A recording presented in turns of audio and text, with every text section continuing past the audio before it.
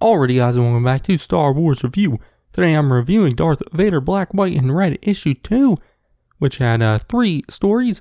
Hard Shutdown Part 2, written by Jason Aaron, with art by Leonard Kirk. The Endless Mercy, written by David Papose, with art by Alessandro Vitti.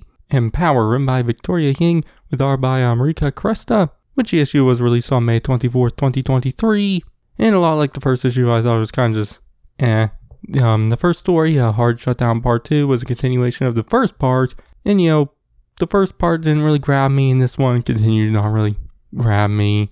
This one pretty much see the guy named Sin, who captured Vader in the first part, takes him to his base place where all his people are, and they're going to cut up Vader, which it's revealed that Sin's father was one of the scientists who worked on Vader's suit, and Sin's father eventually made Sin a cyborg, also thinking that, he can remake Vader, which obviously made Sin hate his father and also Vader. But he reveals to Vader, who's kind of knocked out, that he found a weakness in Vader, which allows him to turn off his motor functions, but Vader's neural functions still work, so Vader is still able to use the Force. So he starts doing that and takes all the cutting tools and starts using them on all the people, brutally murdering most of them, but Sin does escape and is far enough away to maybe work on Vader from afar to turn him off completely.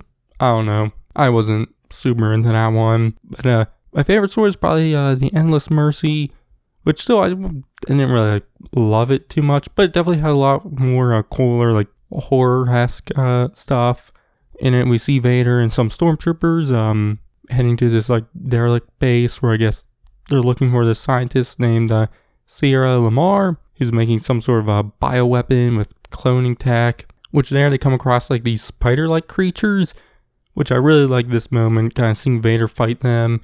Vader's helmet gets knocked off and it kind of gets sucked into the spiders. I don't know. It's very weird. I really liked all that. Eventually he kind of breaks free and eventually finds the queen of the spiders, which it's revealed that the queen is the scientist Sierra Lamar, as they've turned themselves into the spider queen, which is big monologue here. I wasn't as big into this moment as it was the stuff earlier, but Vader fights them and comes out on top. So yeah, but I definitely really like the art and whatnot.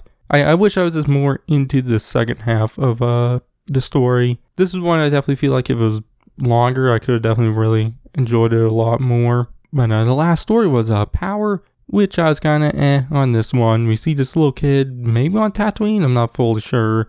He's like a moisture farmer, with his mother and whatnot, which he heads into town and gets bullied by some other kids who beat him up and whatnot and threaten to do more later, which later he comes home and finds his house on fire, which those kids are, around his house and whatnot. But then Vader and some stormtroopers come out of nowhere looking for a rebel fugitive, which I'm guessing those kids from earlier maybe fake reported the other kid and his mother that they were rebel fugitives.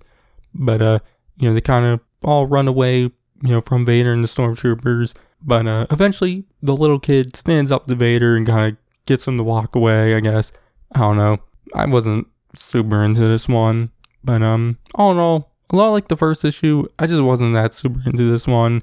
I definitely liked the second story. It was definitely my favorite. I wish I was just a little more into the second half of that one. But the other 2 stories I just don't really care for that much. Definitely doesn't help that the Hard Shutdown story is kind of the main story of this 4-issue series, and halfway through I'm just not really caring for it that much. So hopefully it picks up in the next 2 issues, and hopefully the next 2 issues I enjoy some of the more secondary stories also.